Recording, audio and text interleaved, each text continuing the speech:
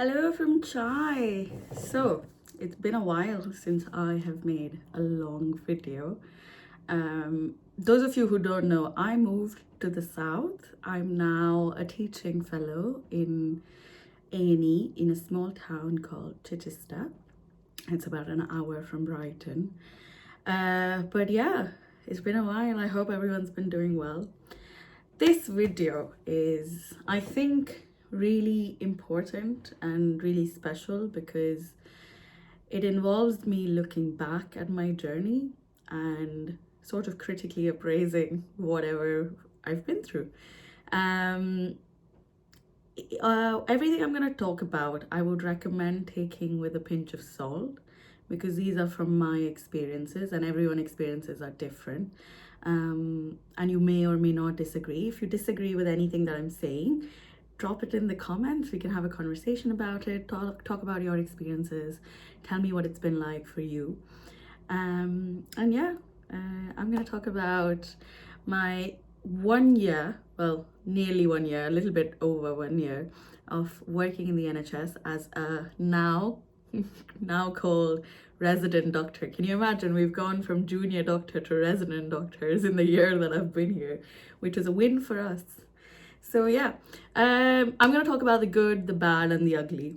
Basically, looking at what the NHS is like at the moment. Did it meet my expectations? Did it not? So let's find out. Coming to the good. So one of the most important things for me has been the fact that I don't have to ever be concerned about my safety.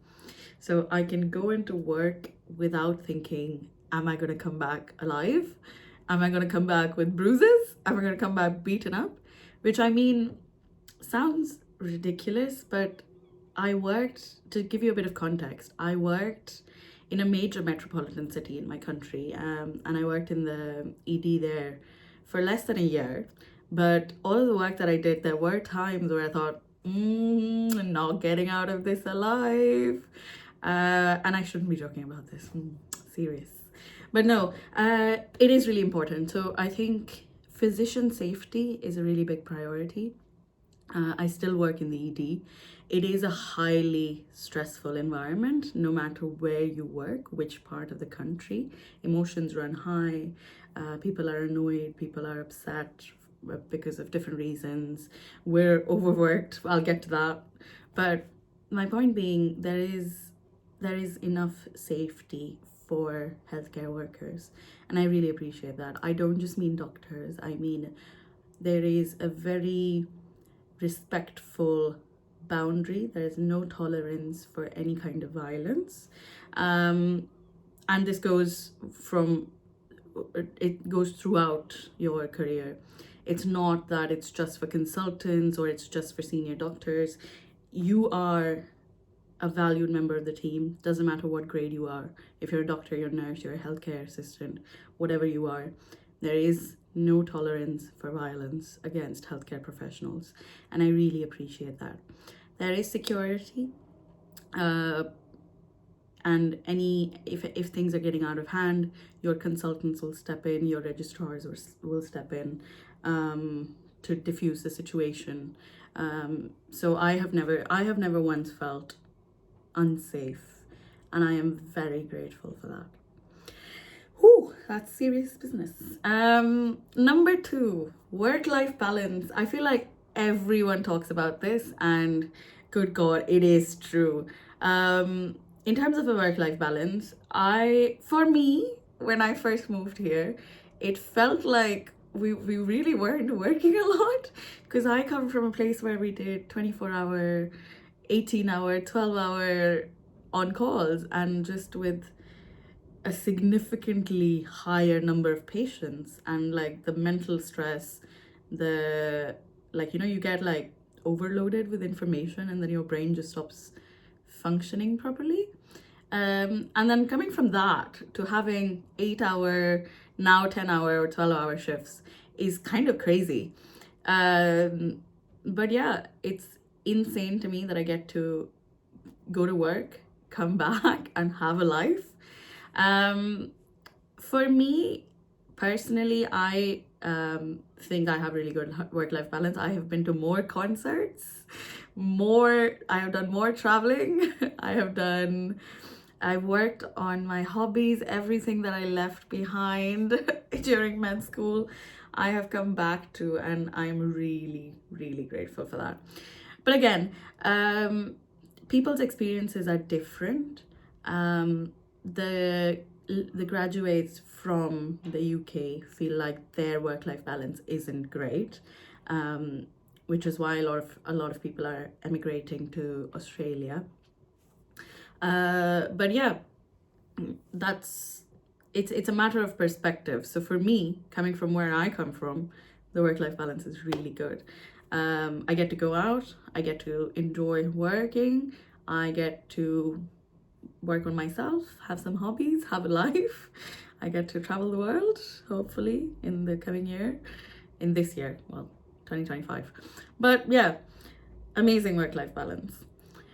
Number 3, the teamwork. So I have always believed that healthcare is a team sport, and especially because I want to do hospital medicine, I don't want to work in primary care.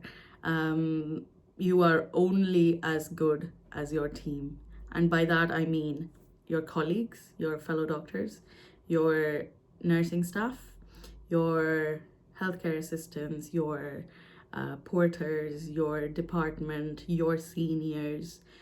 All of this is your team. I don't just mean me and my registrar and my consultant. I mean my entire department. And medicine truly is a team sport. There are times when you are struggling. There are times when things get overwhelming. And to have someone to lean on, to have someone to guide you, to have someone to banter with, it makes a world of a difference, because it is a hard job, especially working in A&E. It's incredibly stressful. It's high intensity. It is undifferentiated patients. So you need that guidance. You need that support. Back home, which I thought was definitely lacking, there were times where I didn't have anyone to escalate to. It was me and my residents, doing the best we could with the resources that we had.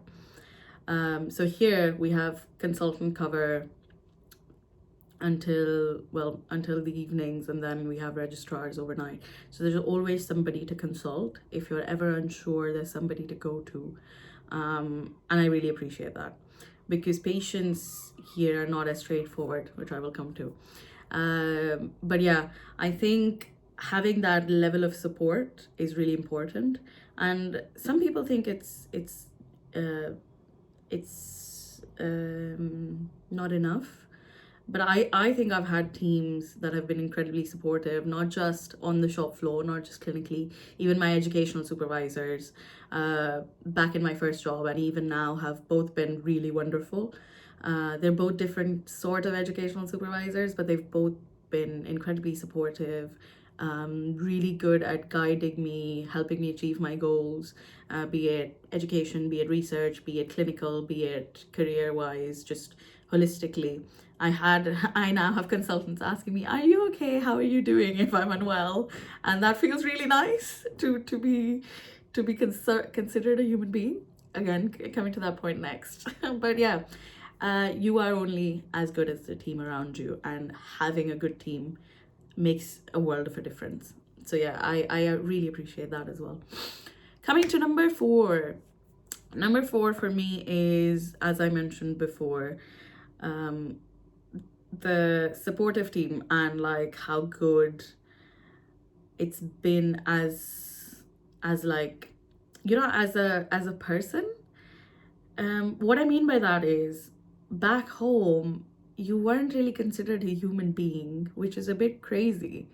Again, jobs are really stressful, and then you weren't really allowed to decompress. It was just one thing after the other. and people don't understand that healthcare takes a toll. You can only see so many people, unwell people. You can only take, it takes an emotional toll. You can only see so many people dying, and here you're considered a human being with emotions and feelings, and there is a lot of, there is work being done on well-being and support and emotional support, which again is really important. And coming from a South Asian country, we don't think that people need support, which is ridiculous. But yeah, again, a very taboo topic back home. You weren't allowed to get sick. You weren't allowed to have a bad day. You weren't allowed to be a person. Uh, you were just there to work. You were a cog in the wheel. If you didn't work, things didn't get done, which I understand is because the healthcare system is so pressured um, across the world. But here they allow you to be a person as well. They understand that you get sick, that you need, and not just sick, you need, you know, there are times when consultants will come in and check in on you and be like, are you okay, how are you doing? And not just consultants, registrars, your colleagues. And I think that's really important.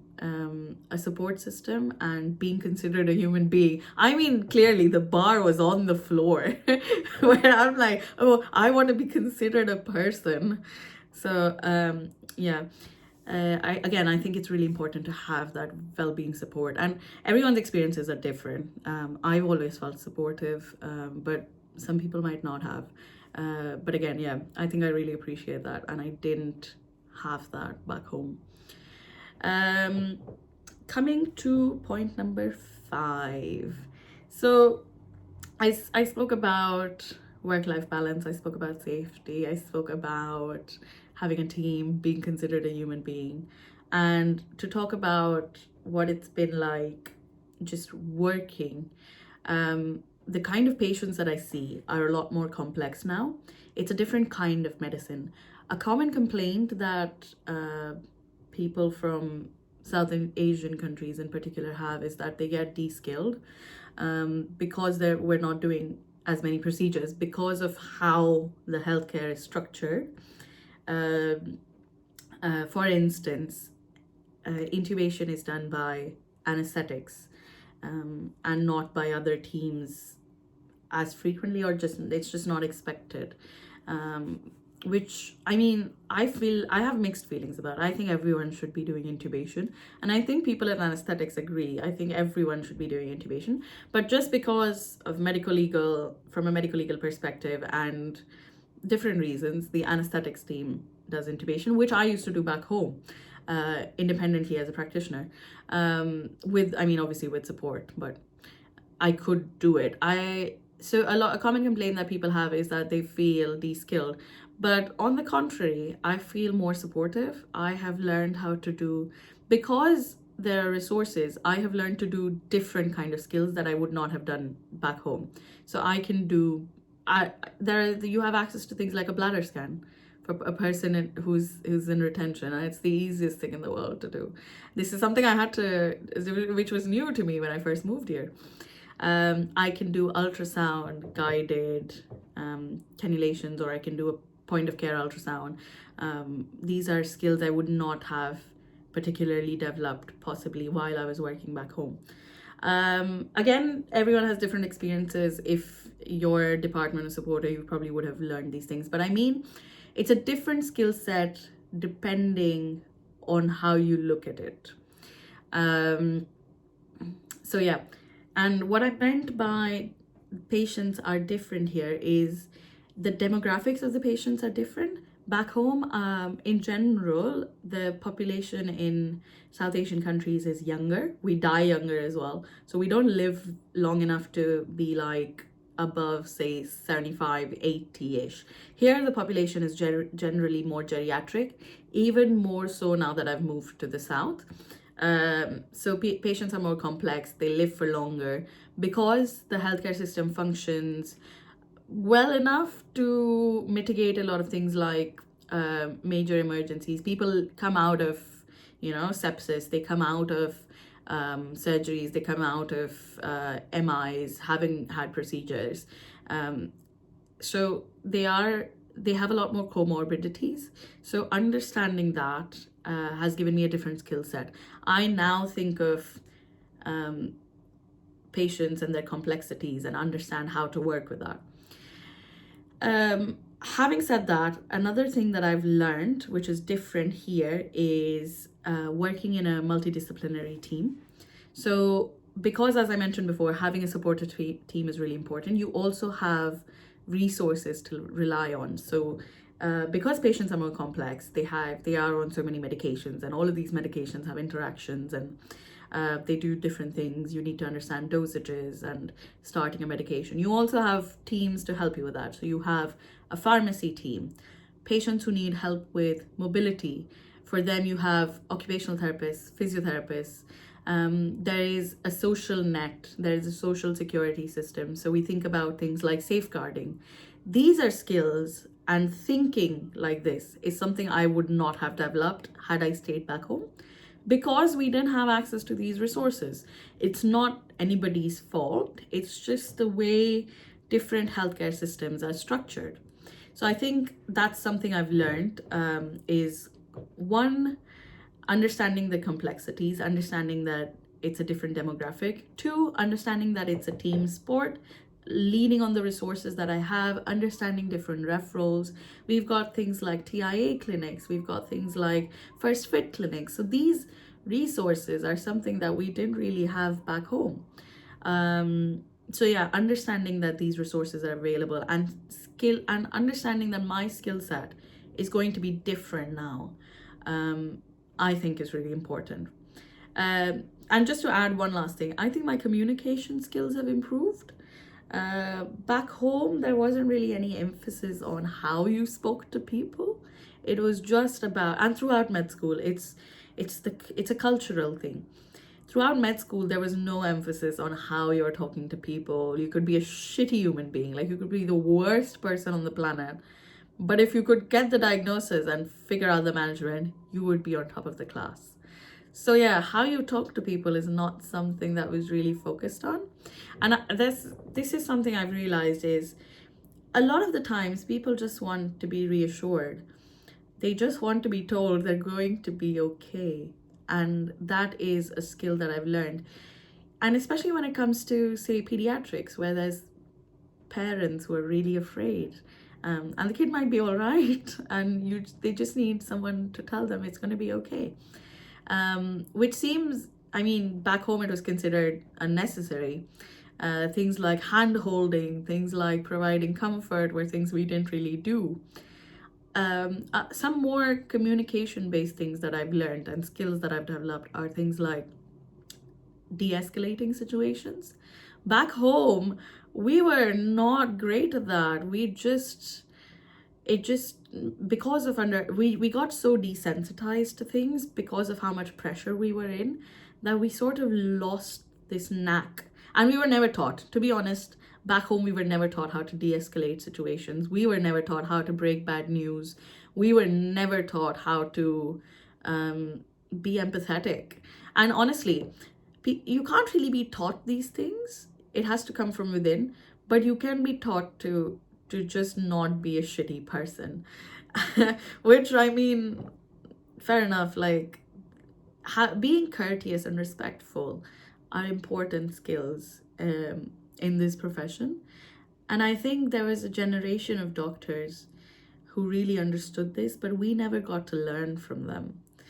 For us, by the time we came to med school, it was just about, can you memorize things? How well can you memorize things? Are you getting gold medals? Are you getting distinctions? If not, why are you not getting distinctions? And that's it, get your degree and get the fuck out. Nobody really cared about what you were like as a person, or if you could communicate, or if you were, not evil. So yeah, healthcare really has changed, I think, back home, and med school especially. But I'll make a separate video about that. So this was a little bit about the good things. It's not all of the good things. If you give me enough time, I can keep talking about this forever and forever. But yeah, some of the good things that have happened since moving here and working in the NHS. Coming to the bad now. Again, you might agree, you might disagree, and whatever you think, let me know. But coming to the bad, number one, the NHS is under a lot of pressure. The NHS is under significant amount of pressure that comes onto us. And the people here are reasonable. So for instance, if I talk about waiting times, nobody should have to wait 10 hours, 12 hours, 15 hours to see a doctor. Unfortunately, it is the reality of the NHS. This is in A&E. The waiting times to see your GP, it's impossible. It's nearly impossible to get a GP appointment. And these are things I hear from my patients, which, because it's so hard to access primary care, that patients end up in secondary care, they end up in A&E, which is unfortunate because the NHS is under so much pressure. Again, speaking about waiting times, elective waiting times are so long. I've been doing a bit of reading about this as well. The waiting times to see a dermatologist or to see an ENT. This was told to me by a patient in my previous job, that the waiting time to see an ENT for tonsillectomy electively was like a year. And by that point, they would just keep getting more and more tonsillitis. So the problem has become that because there is such a significant waiting time for elective procedures to see your GP, for preventive medicine, or for the timelines are getting pushed so far back that people are now getting complications, which is what used to happen back home. Back home, we used to see some of the worst complications of certain conditions because, one, patients were not aware of, there wasn't a lot of health education, so they weren't aware of the resources that they had. Two, the access to healthcare was so poor that people didn't really get access to healthcare soon enough to prevent the complications, which is now what I'm starting to see here, which is unfortunate because you think about the UK being a first world country. I come from a third world country, and I worked in the government setup, so I've seen some of the worst complications because of different barriers to access to healthcare.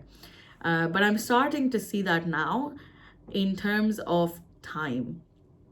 So yeah, it is a struggle. I think the NHS is struggling. Do I think things will change in the next 5 years? I don't think so, but unless we talk about it, unless we have a conversation, nobody else will. We are the NHS, we are the healthcare workers. If we don't discuss things like this, then nobody else will. So yeah, the NHS is under incredible pressure and things need to get better. So that's number one, the NHS, the pressurized NHS and the waiting times. Number two, the flip side of de-skilling. As a resident doctor, there are certain skills I'm expected to have, but the problem becomes that we are under so much pressure. Again, it depends on how much pressure you're in, that there is very little time to sort of skill yourself in things that you would like to. What I'm trying to say, I'll give you an example. So in A&E, how A&E works here is all across the NHS, is you have nurses, advanced nurse practitioners or emergency nurse practitioners, basically really skilled nurses who have done additional degrees in certain things to work in minors. So minors is like small cuts and bruises, fractures in, like, small fractures in your hands, sprains, things like that. So minor injuries, basically. So they work in minors. The problem becomes, so in my previous job, the minors nurses had a 24-hour cover. So I would never see anything minor. I became de-skilled at things like suturing because there were minors nurses to do it. Our skills, basically why they decide, I understand why they decided to do it, because we have a specific skill set. We can understand complexities of patients. We can deal with patients who are basically a lot sicker. We can deal with unwell patients, while the minors patients can be dealt with low acuity patients. Minors patients can be dealt with really skilled nurses. And that also helps with the waiting time, because again, if we did minors and majors, the waiting times would be even longer. So I understand why it's structured this way, but that means that I hadn't practiced suturing for ages. Not that I want to, I don't enjoy it, but you see what I mean. To get that skill set, I have to actively go in. Here the minors nurses only cover until, say, a specific hour in the evening, so after that we see minors patients as well, so I get more minors exposure. But again, it depends on where you are in the NHS. If you're in a busy teaching hospital, you might get to do less, weirdly enough, but you would see cooler cases. If you are in a smaller district general hospital, which is where I am, you get to do more, but you wouldn't see, like, we're not a trauma center, so I don't see major traumas. I do if they are brought in here, but not as many. And like demographics are different, as I mentioned. So yeah, depending on where you are, your skill set is going to be different. And to mitigate that, you have to be proactive. So my plan to get some minors experience is to voluntarily go in and ask for a couple of hours of shadowing or see a few patients in minors specifically, because it's really unfortunate. I have forgotten which slings and which, off the top of my head, I can't remember which slings go where and stuff like that, which happens because we haven't done it in a while and you sort of take it for granted. But yeah, I would like to improve my skills in there. Yeah, so that's number 2. Number 3 is, as I mentioned, de-skilling. So in terms of de-skilling, what I mean by that is training, getting into training. So you have a career trajectory to follow as a doctor in your life. Getting into training has become significantly harder. For me right now, I have gotten a really good job that I love. I get to teach, which is what I always wanted to do. But a lot of people are struggling to get jobs. And I mean the graduates, the people who graduated from here. I don't mean international graduates. I think people are struggling to get jobs in general. One, because the NHS is being defunded. 2, because the local market has dried up. And a lot of people are talking about this. Because a lot of non-trainees have been hired for trust grade jobs, there aren't as many trust grade jobs to go around. And previously, local graduates used to had the option to just like locum. They could pick up locum shifts and survive on that, essentially, which would give them a really good work-life balance. However, that isn't the case anymore. It's really unfortunate. The NHS is sort of working on minimum staffing levels, which is really, really unfortunate at times. If I compare from back home, the staffing is really good, but if you think about it solely from the perspective of the UK, staffing is really poor.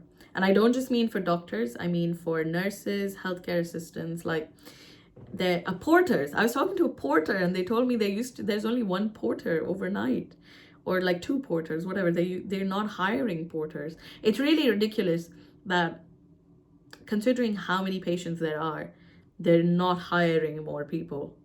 So yeah, it's harder to get jobs, but the staffing is really poor. So it's weird and it shouldn't be like that. But what I meant by that is you have a career trajectory as a doctor, which means ideally, how it's supposed to work is you do foundation training, then maybe you want to work in non-training, get some experience, and then go into a training job. What's happening is people are staying in non-training for longer and longer because there aren't as many training positions, which is also ironic. There is there are people to be seen. We're on minimum staffing, but there aren't enough training positions. The competition ratios have risen significantly, which I think is a little artificially inflated because people can apply for different training positions. But yes, it has become significantly more competitive to get into training. Again, which doesn't make sense. But yeah, it's the defunding of the NHS, or, well, if it's not just the defunding, it's the poor allocation of resources. I'll come to that next. But yeah, there aren't enough training positions, there aren't enough non-training jobs. And in that sense, I mean, in terms of the comparative number of patients to be seen and the pressure on the service. Yeah, but there should be a lot more doctors. The doctor-patient ratio, that's it. The doctor-patient ratio is getting worse from what I can tell. Even if you think about in primary care, so if you think about like GPs, and there aren't enough GPs to see people. Like it's impossible to get a GP appointment, but GPs, fully trained consultant, CCT level GPs, consultant GPs are going jobless because there's no money. So yeah, it is unfortunate, but that is the current reality of the NHS. Number 4, resources.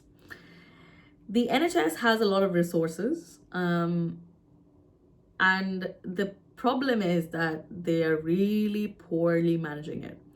So there is this discourse that the NHS has too many managers who don't really do anything, and there are all these roles, but nobody really knows what these people do.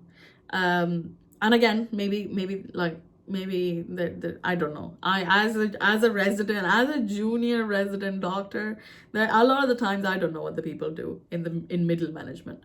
But yeah, there is this discourse that there are a lot of unnecessary middle management people in the NHS who are taking really inflated salaries, and the money could be better put into the clinical side, and that doctors should be doing managerial roles. But I'm conflicted about this. One, not every doctor is a good manager. Two, not every manager is a good not every manager has to be a good doctor. These are like, like a Venn diagram of skills, like good management skills, good clinical skills. Some people will be in the overlapping bit, but most people won't. So yeah, I think you need to have good managers in the NHS, but and I say that only because I come from a country where we had no resources. Like, we had the bare minimum. And even to get those, because to give you context, I worked in the ED, but I also understood the admin side of it, because we were involved in those discussions because of how the healthcare system is structured. So we had the CMOs and the RMOs, and we would understand that there is a lot of paperwork involved in getting resources and how it's so hard to get resources. But yeah, there are resources in the NHS. It's just really poorly managed from what I can tell. I might be wrong, but from what I can see, it's not. We need good managers, but I think the problem with the NHS is retention.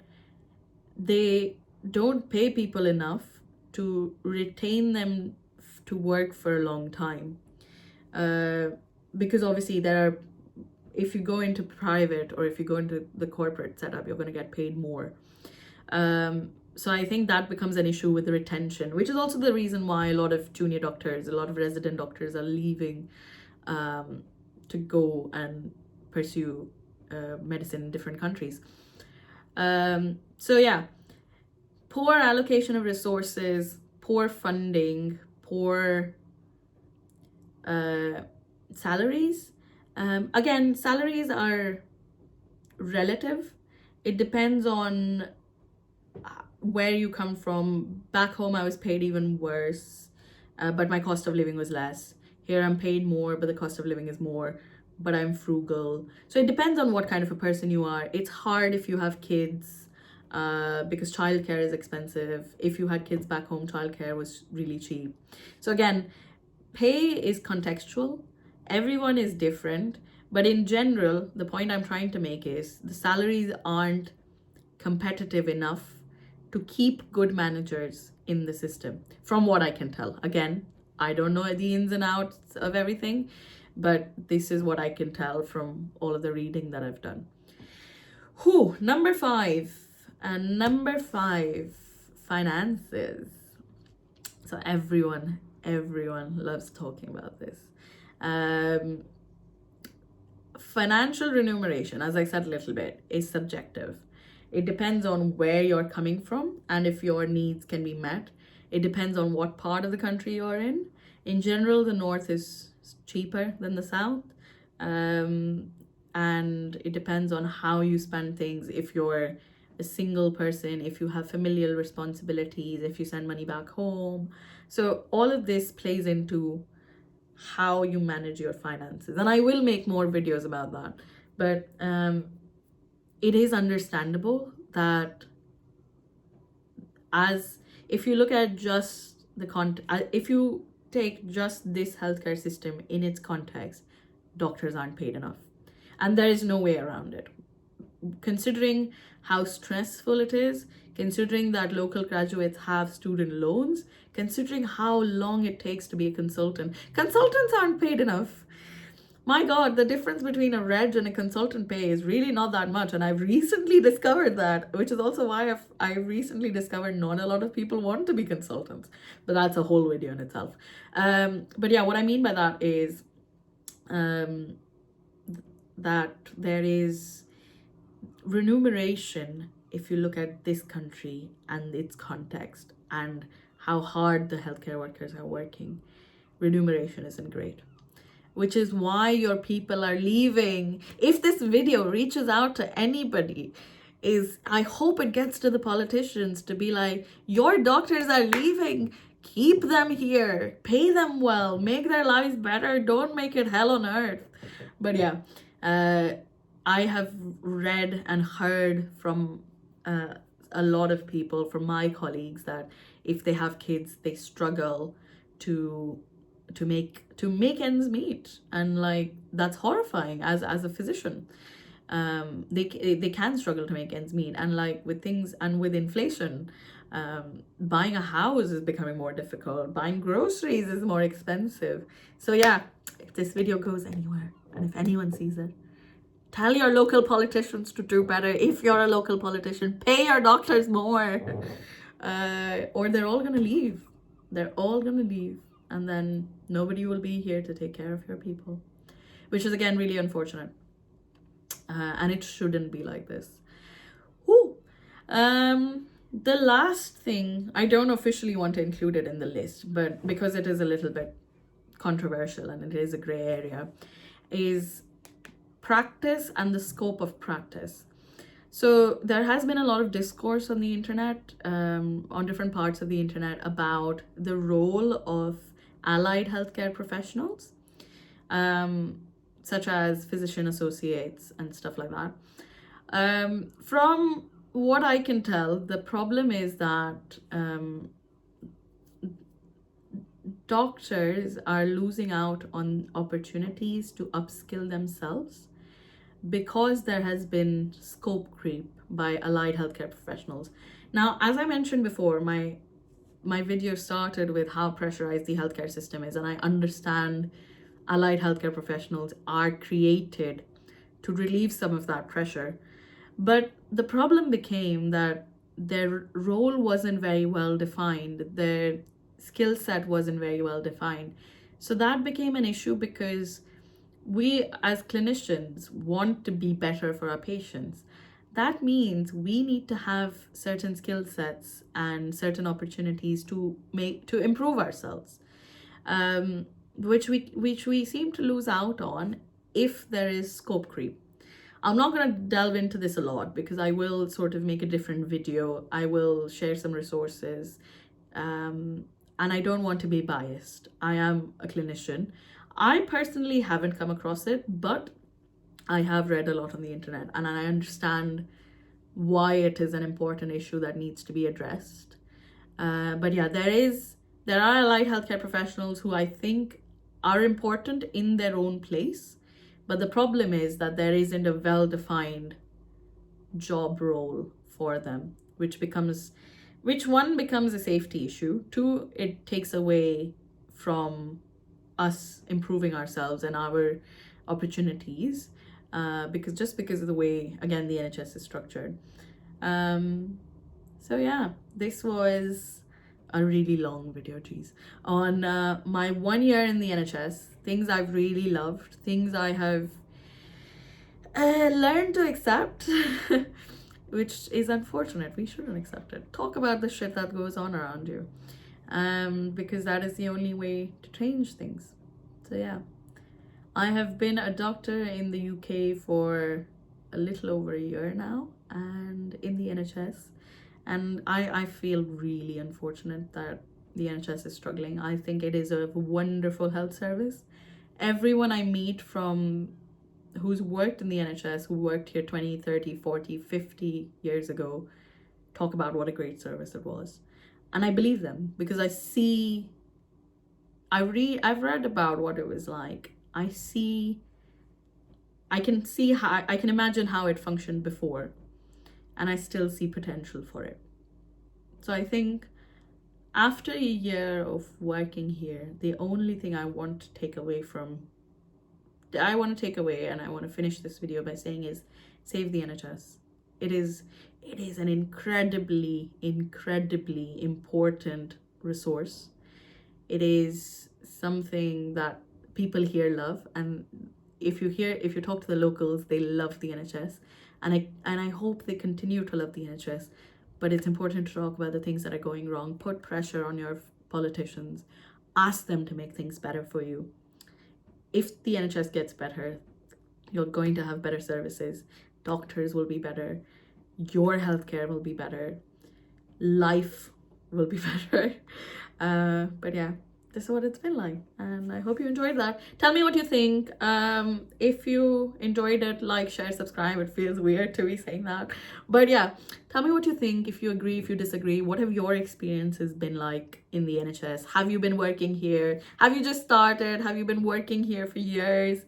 Life changes you, your experiences change as you work and you go along. But yeah, tell me in the comments, in the doobly-doo, about your experiences and what it's been like for you. Bye. I'll make more videos now. Bye.